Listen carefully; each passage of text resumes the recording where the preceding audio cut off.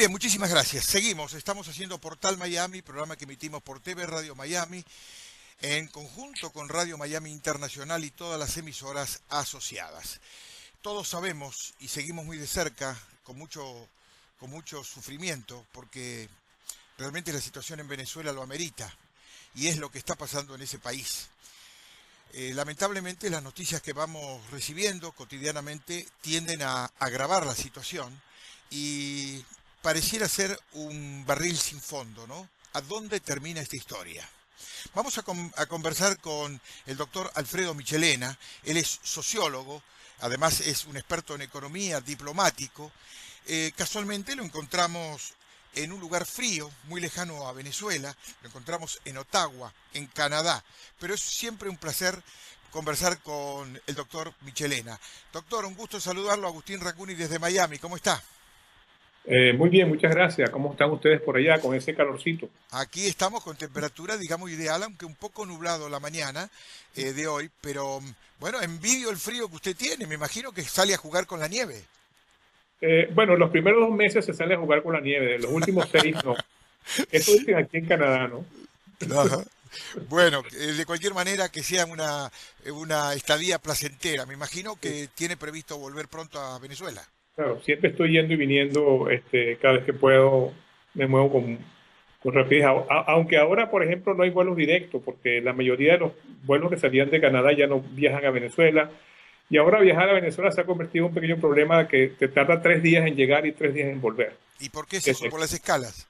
Claro, hay que hacer escala, hay que salir de acá, hacer otra escala en Estados Unidos, probablemente hacer otra escala en Bogotá o en otro país y después Ujú, llegar a Caracas. ujú. Bueno, Alfredo, le deseamos que pase ahí unos buenos días, que lo disfrute. Y me gustaría que nos regale una visión que usted tiene desde ahí, porque regularmente usted nos brinda la versión desde el lugar de los hechos en Venezuela. Pero ahora, tomando un poco de distancia, ¿cómo se percibe desde ahí la situación en Venezuela? Bueno, fíjate que casualmente el día de ayer el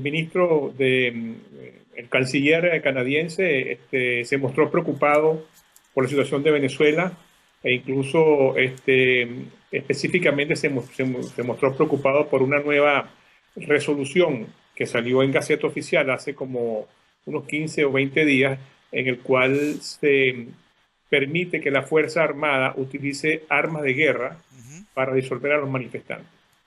Esto es muy grave porque incluso la Constitución taxativamente dice que eso no se debe hacer. ujú, Pero claro, los hechos se han ido sucediendo con tal velocidad que a veces uno no le da tiempo de unir uno con otro. ujú, Eh, Hace un año se metieron preso a Leopoldo López ujú, por haber incitado a lo que pasó ujú. sin ninguna prueba. Este año meten preso, casualmente en el momento en que se está, digamos, conmemorando el año de estar preso Leopoldo López, meten preso al alcalde Ledesma con acusaciones de ser parte de una gran conspiración que es un poco extraña, donde un avión tucano iba a bombardear Miraflores, pero no se sabe de dónde iba a salir el avión. Bueno, ese tipo de historias que cuenta un poco el gobierno y que nadie sabe exactamente qué está pasando. Ujú. Pero las manifestaciones, que es lo más grave que ha pasado ahorita, aparte del apresamiento de, de Ledesma, en las últimas manifestaciones han aparecido de nuevo estos militares, estos policías armados y han producido varios heridos a los estudiantes. En el Táchira hace menos de una semana hirieron a 3 de bala en manifestaciones y hace poco, como se sabe, mataron a este muchacho de 14 años. Lamentablemente. Sí, la muy lamentable muerte de un Boy Scout que estaba... Que es una más, ¿verdad? Lamentablemente esta última, pero es una más y eso agrava la situación. Claro, este muchacho es un muchacho de 14 años, un Boy Scout, Ujú, que vio a unas personas heridas de perdigones y fue a ayudarlas. ujú, Un poco el siempre listo los Scouts. Fue a ujú, ayudarla y en eso llegó la policía, se metió debajo de un auto lo sacaron debajo del auto, bueno, y todos sabemos lo que pasó. No me gusta referirme mucho a eso porque Sí, realmente es muy duro, es muy duro. me descompone. Es Y lo decir, mataron así, salvajemente. o sea, pero lo mató otro muchacho de 23 años. Sí, exactamente. O sea, la pregunta es, ¿quién entrenó a ese muchacho de 23 años? ¿Qué tenía en la cabeza? ¿Por qué le va a disparar a otro muchacho de 14 años? Bueno, ahí podemos hacer 50 locubraciones, pero al final tiene que ver con ese odio que se ha creado en Venezuela y con ese descontrol que se tiene en el uso de la fuerza en Venezuela. Hace poco también, la semana que terminó, vamos a decir ayer, estos últimos 7 días, digamos así, han aparecido también 7 cadáveres de estudiantes asesinados con tiros en la cabeza. Eh, Muchachos que alguna gente dice que se lo llevó la policía, otros que estaban en manifestaciones, otros que salían de manifestaciones. Un poco oscuro todo eso. O sea que en este momento la represión ha tomado un carácter, digamos, un poco más salvaje, porque, digamos, la anterior del año pasado era de confrontación masiva, pero ahora es como más dedicada, o sea, se busca la target, como dicen en inglés, o sea, como que se busca la persona que hay que matar o algo así por el estilo. Entonces eso ha traído en Venezuela gran consternación, tan ha traído la consternación en Venezuela y en el mundo, que yo creo que no hay nadie ahorita en el mundo que esté apoyando al gobierno de Chávez. Incluso el Parlamento brasileño, no el Parlamento, la Cámara de Diputados brasileña acaba de sacar un comunicado rechazando lo que está pasando en Venezuela. Sí. Por primera vez el gobierno brasileño dice que está preocupado por lo que está pasando en Venezuela. Sí, sí. O sea, se está moviendo la cosa ahí internacionalmente. Bien, aquí en Estados Unidos usted sabe que también desde el ministro Kerry, que está motivando por el presidente Obama a inmiscuirse más concretamente, participar y exigir cambios en la política que está llevando adelante el señor Maduro. Pero el régimen evidentemente está en una situación bastante endeble, bastante complicada.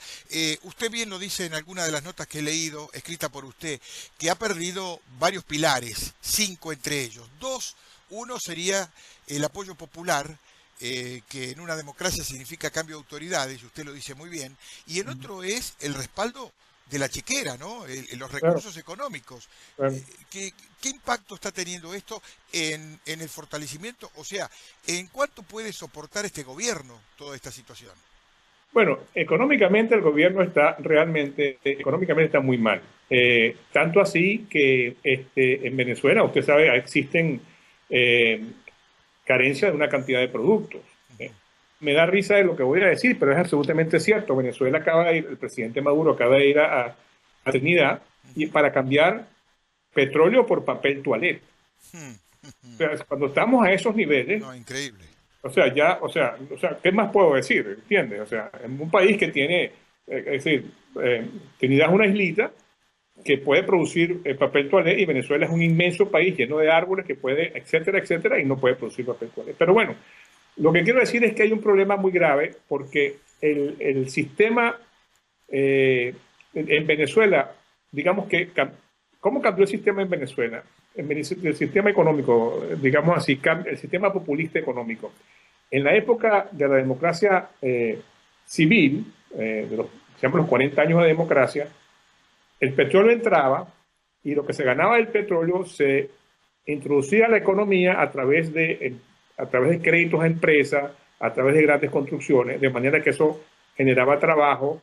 Y bueno, por supuesto, los empresarios ganaban dinero, ese dinero corría hacia abajo, los obreros que se contrataban ganaban dinero, etcétera, etcétera. Bueno, el sistema económico. Por supuesto, con todos los problemas, pobreza, etcétera. Ahora el sistema es de un reparto directo, entre comillas. Es decir, la idea es repartir en lo que se llaman las misiones dinero a la gente. Claro, aparte de digamos, de la tajada buena que se llevan los robos y todo este tipo de cosas ¿cómo se llama? De la corrupción. Pero ese dinero que se repartía hacia abajo, que se repartía a los pobres, ya no se llega.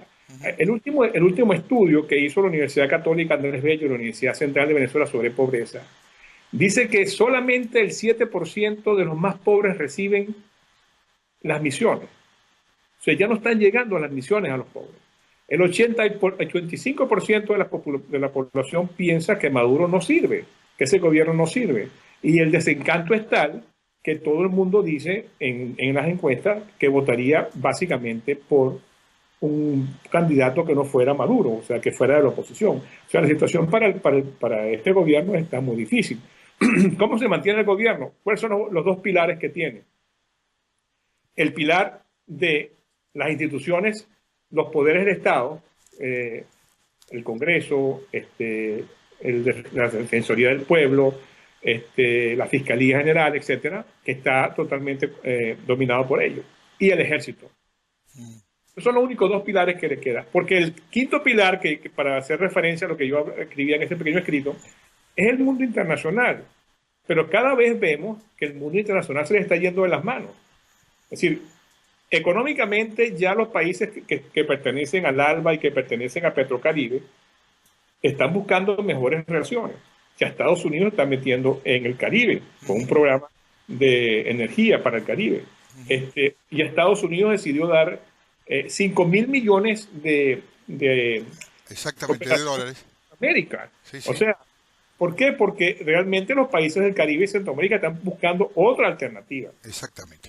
Ahora, Alfredo, ¿cómo ve usted esta situación de estas organizaciones que se han creado a partir de las iniciativas de Hugo Chávez? Y me estoy refiriendo a UNASUR, a la ALBA, a la CELAC. Y hay que agregar también cómo está golpeando esta situación en el Mercosur, ¿no? Que evidentemente está produciendo una situación que incluso lleva a algunos presidentes, creo que ya uno de los integrantes del Mercosur ha puesto en evidencia que hay que excluir a Venezuela porque no cumple uno de los principios elementales de la organización del Mercosur, que es ser un país democrático. ¿Cómo ve usted el futuro de todas estas organizaciones en relación a Venezuela? Bueno, Venezuela, hay una alianza que a algunos les gusta llamar el castrochavismo. Una alianza, pero una alianza que se da básicamente entre Lula, el gobierno de Lula y el gobierno de Chávez, o Chávez y Lula, y estos impulsan la creación de nuevas organizaciones sacando a Estados Unidos y Canadá de allí. El CELAC, UNASUR. Ahora, ¿qué pasa? ¿Por qué la gente de Mercosur le interesa que el gobierno de Venezuela esté allí? Porque hay dinero para comprar. Es decir, cuando Venezuela se sale de la CAN y le dice a Colombia que no va a seguir comprándole dinero, más mercancía, inmediatamente dice yo le voy a comprar a Mercosur. Entonces, esos 6.000 millones que se le compraban a Colombia van al Mercosur y eso, oye, eso todo el mundo lo recibe bien. Pero resulta que ahora tampoco hay dinero. Resulta que no le han pagado a las empresas brasileñas de hace 6 meses. Yo no sé cómo está el tema con los argentinos. Posiblemente tampoco le estén pagando. Entonces, son puras promesas y entonces llega un momento en que tú dices, bueno, yo incluso me puedo hacer el loco y ver hacia otro sitio en términos de derechos humanos si me está entrando dinero, pero si no me está entrando dinero, ¿qué gano yo en esta relación? Claro, no, seguro. No, la situación con Argentina, le digo, es de mutis por el foro, ¿no? Argentina no habla nada de este tema, me refiero al gobierno. Evidentemente hay muchos entuertos que no han sido aclarados debidamente, como aquello de las valijas que llegaron a través del aeropuerto de Ezeiza en apoyo a la campaña de Cristina Kirchner, y también hay un reclamo que ha hecho algún dirigente venezolano sobre una presunta, y digo presunta porque en Argentina de esto no se habla, deuda de Argentina con Venezuela de que alrededor de 15.000 millones de dólares. Sí. Bueno, por lo menos está la deuda de los bonos que compró Chávez, eso estamos seguros. Pero bueno, lo que quiero decir es que hay un cambio a nivel internacional. Incluso acabo de leer en el periódico, en un periódico uruguayo, creo que fue uruguayo, que la reunión del Congreso de Mercosur, no sé si ese es el nombre exactamente, está planteando revisar la situación de Venezuela, como tú decías, por el tema de los derechos humanos. Entonces esa quinta pata, que es el apoyo internacional, la está perdiendo muy rápidamente. Ahora, ¿qué puede hacer el gobierno? ¿Qué puede hacer el gobierno en este momento? Lo que todos pensamos que debe hacer el gobierno es entrar en un proceso de negociación. Una negociación que permita mantener lo que puedan mantener, porque es que el país se está cayendo a pedazos. Claro, el problema, entonces voy a explicar una cosa que suena un poco graciosa, pero el problema de estos regímenes es que ellos no funcionan con la lógica de la mamá buena del rey Salomón. ¿Usted se acuerda de aquel cuento de que iban a cortar un niño en dos y la mamá buena dice, no lo corte, yo prefiero que no se muera, pero se lo lleve la otra? Estos regímenes funcionan con la lógica de la mamá mala, que es que a mí no me importa que se lo corten, pero me das mi pedazo. Sí. Es como que un obrero se enfrente al dueño de una fábrica y el dueño de la fábrica no le importa quebrar.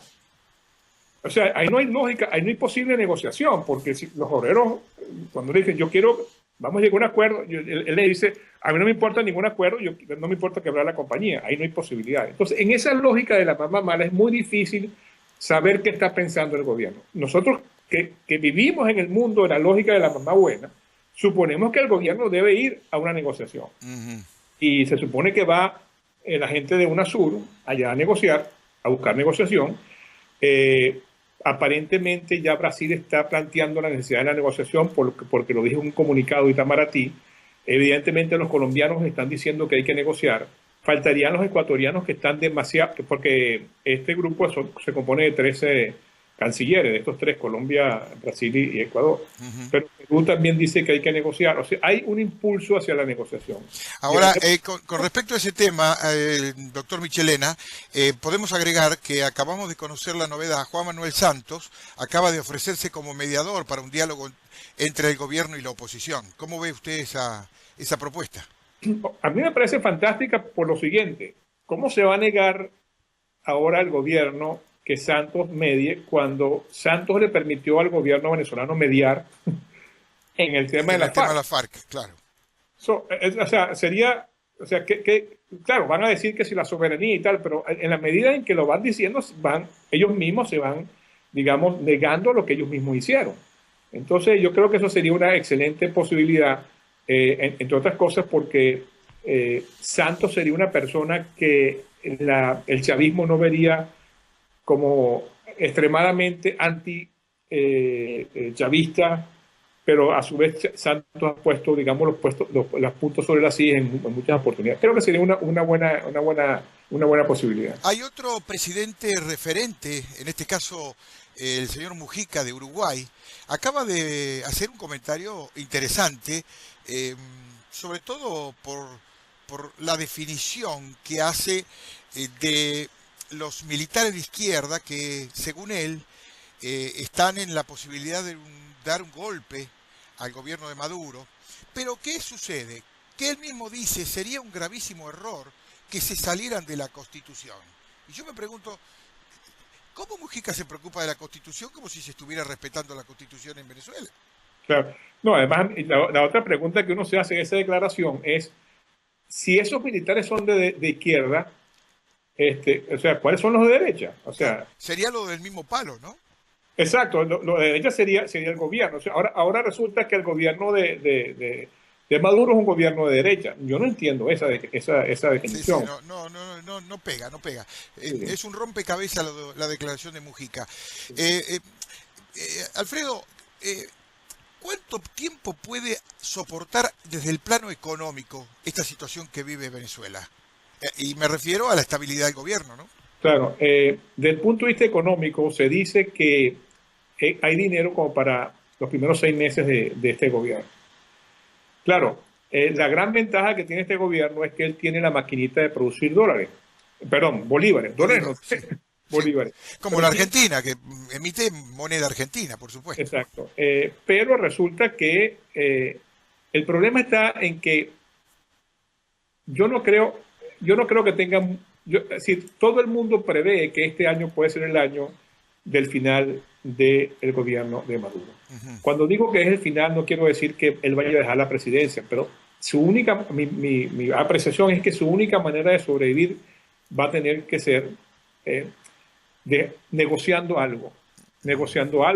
unas elecciones parlamentarias, digamos así, limpias de alguna manera, negociando, por supuesto, sacar algunos presos políticos. Va a tener que negociar algo, porque Por más que hay un grupo en Venezuela muy importante, en los cuales yo también estoy, que quiere llegar a unas elecciones y ganarlas, también hay otro grupo que con mucho, digamos, con mucha razón dice, vamos a estar en la calle y vamos a seguir presionando. De paso, yo creo que las dos cosas se pueden hacer al mismo tiempo. Se pueden presionar en la calle y se puede ir a elecciones. Entonces, dar la posibilidad de que vengan estas elecciones, dar la posibilidad de que en esas elecciones se resuelva el tema, sería lo mejor la mejor opción que pudiera tener Maduro. Claro, él sabe que las pierde. Ese es el problema. Déjame un poco explicar eso. Él las pierde en número. Es decir, es que la otra la ganó la oposición también, ganó con el 52% de los votos. Es decir, y esta vez puede ser que si esta vez la oposición gana con el 58% de los votos, no va a ganar la asamblea, porque ellos cambiaron los sistemas las áreas de votación de tal manera de que ellos tratan de agrupar a toda la oposición en un solo sitio, de manera que elijan muchos opositores a un solo diputado. Y donde ellos ganan, entonces lo dividen en dos para que ellos puedan sacar dos. ¿Me explico? Es lo que se llama en inglés gerrymandering o así por el estilo. Es decir, ellos reorganizaron los circuitos electorales para hacer a su favor. Pero si la oposición logró sacar el 60% de los votos, seguramente vamos a controlar el Congreso, la Asamblea. Pero siempre la duda. Siempre la duda. La última inquietud que me gustaría consultarlo. Mucho se habló de esta relación entre Cabello y Maduro, y algunos sospechan que hay una tensión entre ellos y que en algún momento tiene que explotar. ¿Usted cómo ve, cómo continúa esa relación? Bueno, lo que uno ve desde lejos es que últimamente hay una gran, digamos así, se está golpeando muy duro al área militar. ¿Por qué? Bueno, todo este tema de los golpes de Estado, han salido muchos militares. Todo esto que tiene que ver con las sanciones que se han hecho de los Estados Unidos hacia Venezuela, están involucrados muchos militares. Por cierto que es una cosa simpática, porque Obama no aprobó sancionar a los venezolanos hasta que no terminó las negociaciones con Cuba. Pero Cuba sabía que eso estaba encima de la mesa y Cuba no dijo nada. O sea que Cuba, en cierta manera, por eso esta es otra cosa, parte del análisis, que Cuba estaría también muy interesado en golpear a este grupo que es de Cabello. Por eso no se metió en ese tema. Claro, no es que no va a decir nada, porque va a decir que... Pero ha podido montarlo encima de la mesa en la discusión con Obama, decir, bueno, mira, no puedes sancionar a los venezolanos, etcétera. No se hizo. Entonces, si hay en este momento el área militar aparentemente ha sido golpeada más con Maduro. Maduro salió de Rafael Ramírez, que era un problema. Maduro salió de Giordani, que era un problema. Maduro salió de la Cancillería de otra gente, que era un problema. O sea, Maduro ha seguido saliendo de gente que no está con él. Algunas no sé si estarían con Cabello, pero ha salido de gente que no está con él, y sé que además está golpeando el área militar muy fuertemente. Y el área militar está con Cabello. Por último, doctor Michelena, ¿cómo visualiza el futuro? Y hablo del futuro próximo, tanto de López como del alcalde Ledesma. Bueno, la presión internacional es muy fuerte. Pero el hecho de sacar a alguno de los dos para el gobierno significaría un signo de debilidad. Excepto que lo maneje lo suficientemente bien como para decir que es parte de una negociación donde ellos salieron también ganando. Además estamos muy cerca de las elecciones, cosa que, por ejemplo, estos dos líderes en la calle sería muy pesado para el gobierno. Claro, eso es verdad, pero también hace que la gente esté como más molesta por lo que está pasando, porque tiene a sus líderes allí. Y cualquier persona que... La esposa de López o la esposa de ¿cómo se llama? De Ledesma, que salgan, van a salir electas. Eso ha pasado, porque todos los concejales, todos los alcaldes que han sido presos, sus esposas han terminado siendo ahí, porque la gente es una manera como de repudiar el hecho de que hayan estado presos. Claro. De manera que yo no lo veo afuera muy pronto, pero sí creo que pudieran estar afuera si Maduro decide negociar, porque eso serían dos cartas. Eso es un poco lo de los cubanos. Ellos meten preso a la gente para después poder negociar su salida. Absolutamente. Y eso puede haber sido, entre otras cosas, una táctica del gobierno de Maduro. Bien, para despedirlo le pediría, en su calidad de sociólogo, una frase que sintetiza todo lo que hablamos, que es un poco tratar tema por tema lo que está pasando en Venezuela. Bueno, en Venezuela lo que está pasando es que Maduro cruzó una raya en la violación de los derechos humanos, y eso le va a costar a Maduro mucho, porque la comunidad internacional, básicamente, pero también internamente en Venezuela, se la va la palabra no es cobrar, pero se lo va a demandar, porque Chávez tuvo muy buen cuidado de no hacerlo, porque Chávez logró, ya la frase va por una oración muy larga, pero Maduro tiene el problema de que ha impactado la parte de derechos humanos y impactado la parte de política. Está aislando a Venezuela en las dos áreas. Bueno, me quedo con una frase que espero que algún día se haga realidad. La justicia tarda, pero al fin llega. Ojalá sea pronto. Okay. Le mando un abrazo y cuídese del frío. Sí, muchas gracias. No, ya volveré prontito a Venezuela para ver cómo están las cosas allá. Lo volveremos a llamar. Muchísimas gracias, doctor. Muchas gracias. Doctor Alfredo Michelena. Él está en este momento en Ottawa, en Canadá, pero bueno, después del frío volverá a Venezuela, donde hace mucha falta su visión y su acción. Muchas gracias, doctor Michelena. Muchas gracias. Hasta pronto. Hacemos la pausa, volvemos. Gracias, hasta luego. Ups.